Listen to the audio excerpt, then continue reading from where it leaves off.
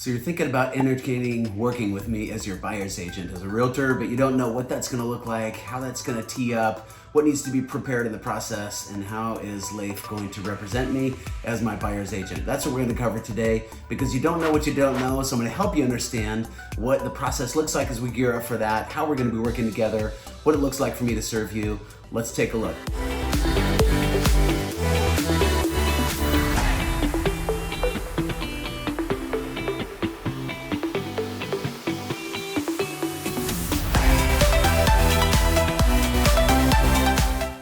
I connect with people just like you every day to help them discover where to live and invest in real estate and sell property for top dollar when the time is just right for them.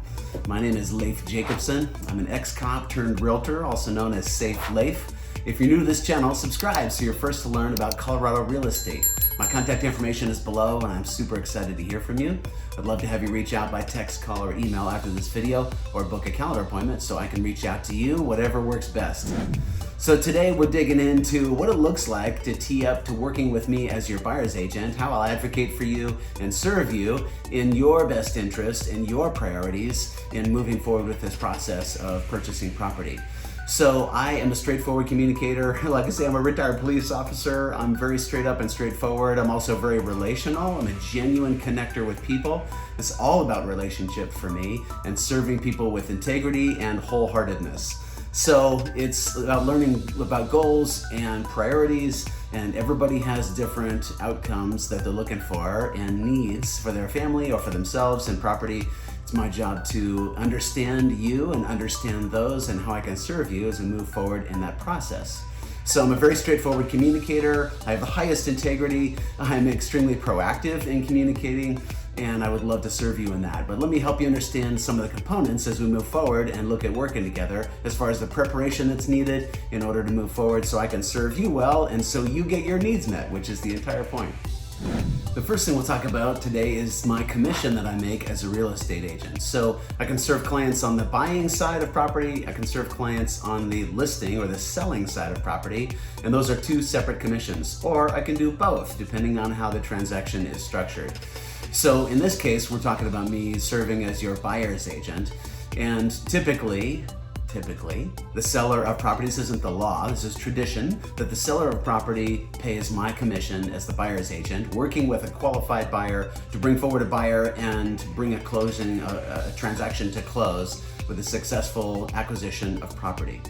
Typically that amount depends on the market. Typically that amount is 3% as far as what the seller of a property who's contracted a listing agent is offering me as a buyer's agent to work with you as the buyer and bringing forward a qualified buyer to purchase property. So like I say, typically that's 3%.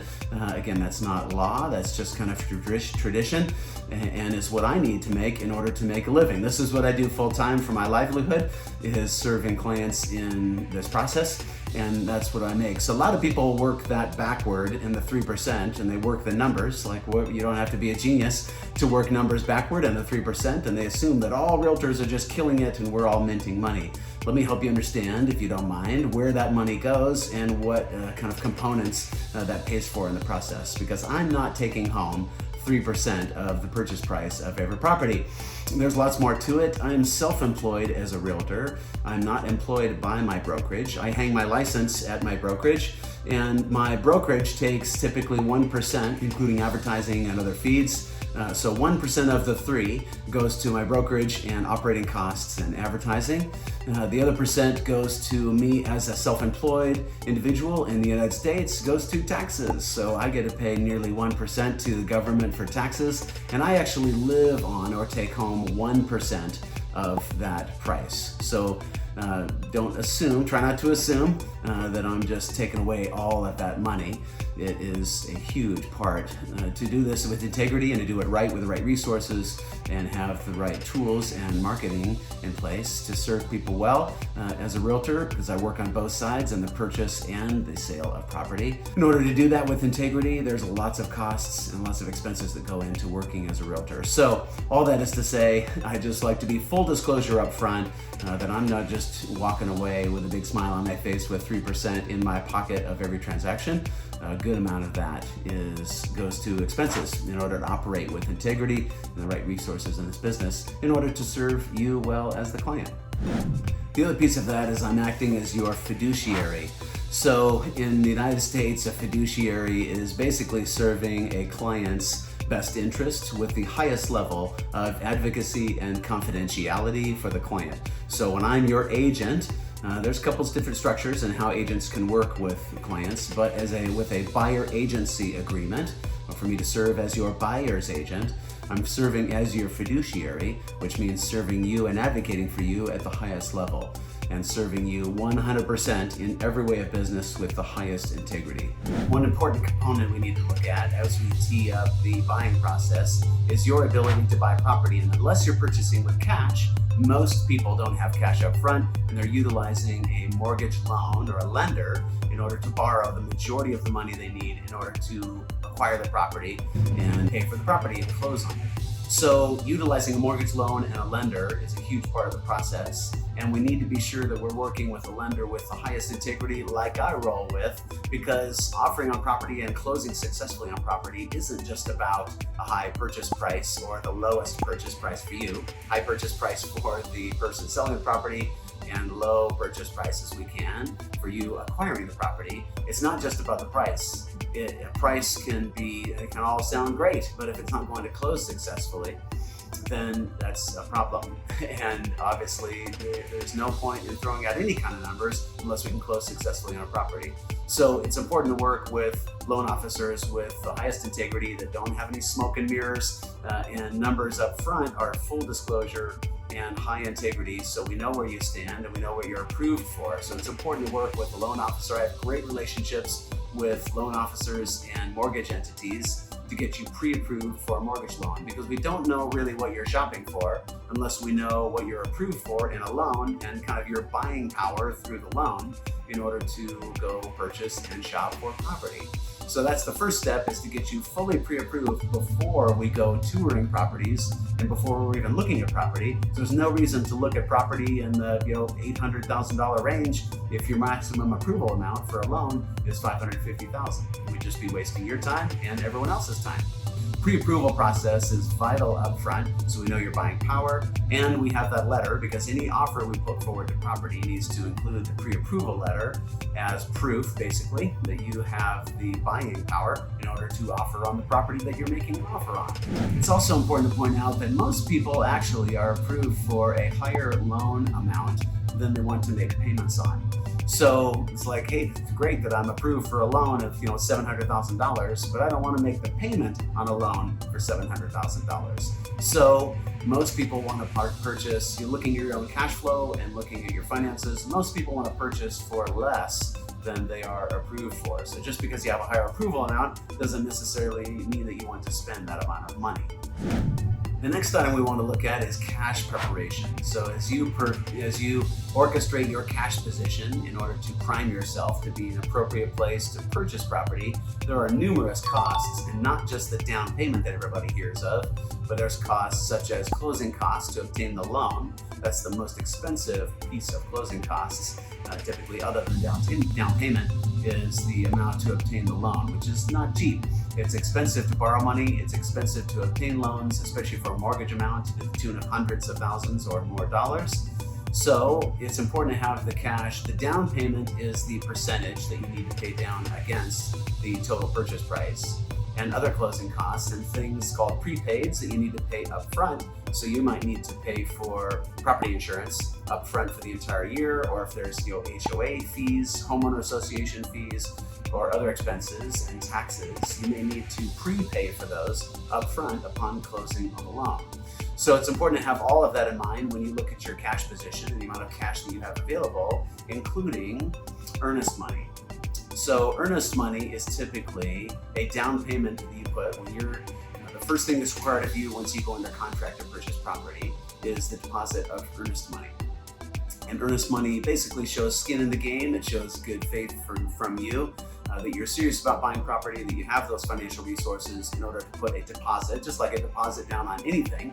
It's basically showing good faith that you are not messing around, you're not wasting anybody's time, and that you do intend to close on this property. When you put down earnest money, it's not gone, it doesn't vanish, but it is a deposit that's required. And then upon closing, you decide typically where that deposit or earnest money is applied to. So depending on the loan structure, that goes throughout the loan process and the financial piece of closing on property. The earnest money is typically 1% of the purchase price, so it'd be about $5,000 if the purchase price were a $500,000 home.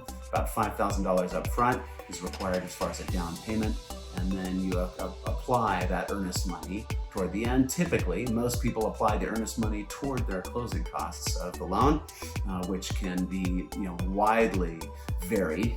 Can be from $4,000 or $5,000 on up to $20,000, depending on the type of loan, depending on your location, and lots of other factors. So it's a pretty broad spectrum. So you have the purchase price, which determines the amount of money you need to put down, or the mortgage loan determines the amount of money you need to put down on the purchase. And then you have your cost of acquiring the loan and other prepaids like we talked about, as far as things you might need to prepay for up to a year in advance in order to obtain the mortgage loan. So you need to have a good amount of cash up front in order to acquire property successfully in the end. What you intend to buy, it actually is quite a process. If you want to analyze that and really look at all the factors and all the interest and all of the priorities and points that go into that, it's actually a big deal to consider what you want to buy and where you want to live. So it's important to look at the high level of that process. This is a big purchase. For most people, it's one of the largest purchases of their lifetime, if not the largest. And it's important to analyze and look backward and where you've lived and what's worked well and what hasn't. So I encourage people to do pros and cons lists as far as where they've lived and what's worked well and what has not, including where you're living now. And then looking forward, as it's different than renting property. Obviously, when you're purchasing property, it's a big commitment and it's a huge deal and it's a considerable investment for you. So we're always weighing the difference between what works well and what is a good investment. And we want a good balance between those, basically. So it's, if property is a great investment, but you don't like it and you don't want to live there, well, that's not a great combo. And on the other hand as well, if it works fabulous for you, but may not be a good investment, and I'm an investor myself, and so I'm pretty good at helping people weigh both of those things. So we want a property that's going to meet both of those needs for you. So be a fabulous investment and gain good equity for you, and also work for you personally, operationally, as you live every day in order to meet your needs. You're looking at location, you look at configuration of the property, orientation of the property, and structures on the property, which is not just the house, maybe detached garages or sheds or accessory dwelling units called ADUs, which are multiple structures on a property. So it's important to look at the high level when you're looking at where you want to be and where you want to purchase in order to know where you want to buy property. And it's my job to help you pull that out. This isn't my property, I'm not paying the mortgage on it, and I'm not going to live there. So this process is all about you meeting your needs, your goals, priorities, and needs for you and or your family to make sure that you end up in a place that's just right and is a great long-term fit for you, assuming it's going to be a long-term house. Average time people spend in a property in the United States is 6 or 7 years. So chances of you spending the next 30 years here, even though it's a 30-year mortgage payment typically, chance of you spending 30 years there is actually very low. You might be one of the few that buys and stays long-term and pays off that mortgage, but the chances are this will be a stepping stone into another property in a few years. So try not to get overwhelmed by thinking, oh my goodness, like this is a 30-year purchase. It's actually probably not. You're probably not going to be there that amount of time. So it's important, it's a big decision, but don't get paralyzed or analysis paralysis by being overwhelmed thinking you're going to be there for 30, 40, 50 years, because chances are you won't. So it's good to make a good decision and analyze those needs, but not get overwhelmed and paralyzed in the process. The buyer agency agreement. So the state law requires that we sign, in order for me to serve as your agent, requires that we sign a buyer agency agreement. meaning that I am going to be serving as your buyer's agent. You are going to be my client. It specifies the commission that we talked about earlier, and it sets expectations up front. I do business with the highest integrity. We don't do handshake deals, and that's actually illegal for me to serve as your agent.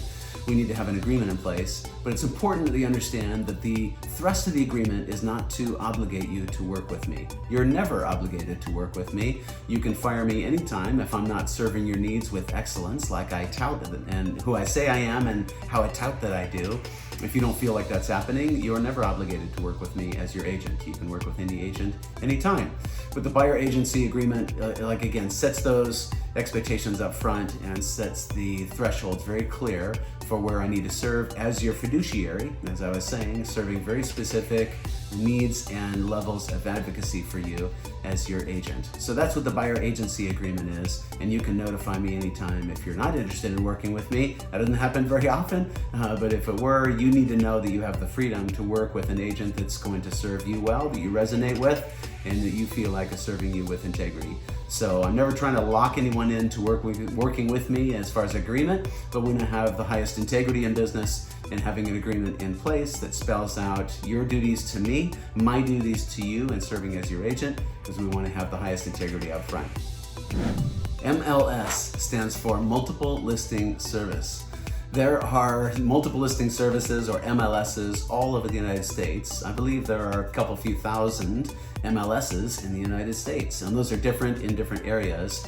So realtors who are subscribers, vast majority of real estate agents that actually own the term realtor are members of the National Association of Realtors. So NAR is a national standard and organization that sets thresholds and integrity in how realtors serve clients and our duties in serving you as the end client. So multiple listing services are where realtors or agents are required to advertise property that's for sale and advertise it there. So websites like Zillow, which we all have heard of, Realtor.com, Redfin, there's lots of large organizations that have online search portals. They pull their information from MLSs, from multiple listing services. So that's where those websites are getting their information, is that they belong to hundreds or thousands of MLSs, and that's where that listing information is coming from, as far as the information that you're looking for. But here's one drawback to these websites, is that they are often not totally up to date. Like Zillow, I've seen listings 7, 8, 9 months old on Zillow that look like they're still for sale, or look like it's a property that has a possibility, but it actually closed and was not available many months ago. So the advantage with working with the multiple listing service, the MLS directly, which is what I'm going to connect you with, is that the results are updated in real time, every few seconds, anytime, any day. So you don't have old information that's not up to date. You're up to date all the time, immediately, reference what property details are and what is available for sale and what is not for sale anymore. So it's fine to use those tools, Zillow and Realtor and .com and websites like that for tools as a researching tool, but try not to rely on those for active listing information. Reach out to me directly and I can connect you directly with multiple listing service results. One other thing, reference property that's advertised for sale, is not all property owners list their property with real estate agents. Some want to save the 3% that they would be paying a listing agent to market and sell their property, and there's nothing wrong with that. That's totally their prerogative. So they'll list it FSBO or FSBO, for sale by owner, which is what that stands for. I'm sure you've heard of that acronym. So they'll list property themselves for sale by owner, and some people assume on the buying side, if they see a house for sale by owner with a sign in the yard that's not represented by a selling agent or a listing agent, and some buyers will assume that we can't pursue that property because they're working with me as their realtor. That is not the case. I can pursue properties, absolutely, and we'd be happy to do that. As far as approaching property owners who are trying to save that 3% and not hire a listing agent, a lot of those owners are happy to pay me as a buyer's agent to manage the transaction and bring you forward as a buyer and advocate for you. They just didn't want to pay a listing agent to list the property. So it's best if you can tell me directly. I'm happy to go knock on their door. I will tee up the transaction there and get you in to see about seeing the property if they're willing to work with us as far as me helping the property close seamlessly and in your acquisition and purchase of it, if you tour the property, of course, and you love it and you want to move forward with that. So please don't assume that we can't work with a property that has a for sale by owner sign in the yard. I'll do that all day long. I'm happy to reach out to them. You spot a property that you like, you just reach out to me and I will pursue that property and interface directly with representing you as the buyer with the owner of the property, the seller, so we can make that seamless for you and so you don't have to try to negotiate with them, as that's part of the way that you're hiring me in the first place. Touring property. So once we are ready to tour a property, once you're ready to actually make offers on property, then we're ready to go see properties in person and tour them in person. I strongly encourage people to do drive-bys of property before we take a tour and go through property because, again, this is just not about the house itself or the inside of the house or the configuration of the house. It may be in the neighborhood or have a driveway configuration that points in the wrong way or a backyard that does or does not work for you, the orientation of the property, the layout of the neighborhood, the amenities of the neighborhood. There's lots of things to consider as far as the location of property and the neighborhood that it's in before we go tour it. So we need to have the pre-approval letter all teed up and be ready to offer on property and vet it online and preferably drive-by properties before we go tour properties in person. So generally we use in-person tours of property to confirm making an offer on property. Not to obligate you too far up front. Obviously, you need to be in love with it and you need to know that it's the right property that you want to make an offer on. But we use the tour. We don't just go tour 40 properties. We tour properties that you've vetted carefully and, like I say, preferably you've driven by. And we use the tour as a confirmation of coming forward with an offer. So we narrow that way down, and the last thing that we do as a confirmation is to go tour property to confirm that in order to move forward. The seller of a property determines its availability, how wide or not it's available for property tours. And they often require notice up front in order to tour a property. So sometimes it's 1, 2, 3 hours, sometimes it's a day or two, reference the notice that's required in order to tour a property. So it's important to consider that up front as I line out a tour, and we tour up to 5 properties in one day is my general rule, because emotionally in this process, it's a lot to take in as you tour property and all the things, dozens or hundreds of things that you're considering in yourself as far as what may or may not be a good property, like we talked about earlier, the analysis you've done, and as you're looking at properties, it's really easy to get overwhelmed. It's very difficult to tour more than 5 properties and keep all the dozens or hundreds of nuances, really thousands of things that you're looking at in your consciousness as you're looking at property. It's easy to get overwhelmed by those and not be able to weigh those very well. So I generally don't tour more than 5 properties in any one day with clients. Sometimes there's exceptions to that, but as a general rule, we don't want to look at more than 5 properties in any one day because it just gets, emotionally and logistically overwhelming to really think carefully and pay attention to all the nuances of those properties and weigh which property may be right for you. So we want to limit the number of tours in one single day because all of us can only take on so much stimulus and so much information in order to carefully weigh which property you might like to offer on.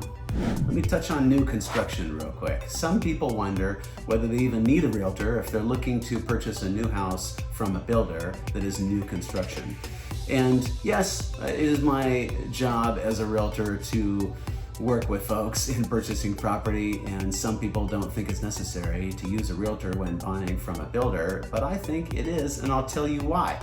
Is because builders, as human nature, this is not malicious necessarily, but as generally, they are advocating for themselves, right? They're selling a product, just like you go to buy a car, used car, new car, in a sales process like that.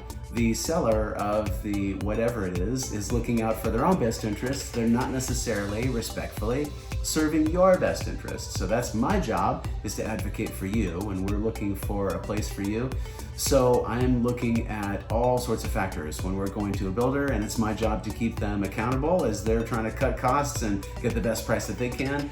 I'm trying to maximize value to you and make sure we get the best price and the best value for you in coming forward with you as a buyer.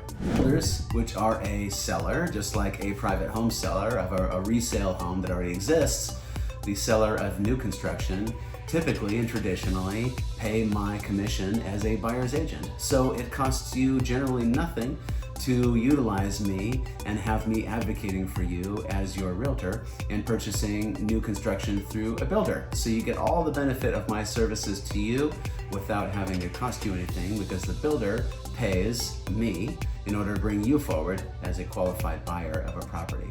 So you get all the benefits of having me serve you without having to pay me directly. Open houses are the last topic we're going to cover in this video as we talk about the preparation and all of the moving parts that are associated with coming together with getting you to the point of searching for property. Open houses are not so much actually about selling the property. Open houses traditionally are about realtors opening the house as they look for clients who may not be working with the realtor yet. So it's more of a tool, to be totally honest with you, as far as realtors working with buyers that they haven't worked with yet. Not so much, really, about selling the house. Most people don't know that. Sorry to burst your bubble if that's something that's a surprise or a shock to you or disappointing to you. But that's the bottom line is that open houses are kind of a dying breed, especially these days with virtual tours and with all the drone shots and with experiential tours and things online. You don't need to go to 25 open houses anymore. You can see online and click through virtual tours and virtual photographs online to see property. So that's kind of the deal with open houses, is that it's really about realtors working with, finding clients to work with who aren't yet working with a realtor. And there's nothing wrong with that, but it's just a little shift in what the real point of an open house is. So that's why you see less and less open houses these days, is because that's what's going on, kind of pulling back the curtain and what's going on behind the scenes.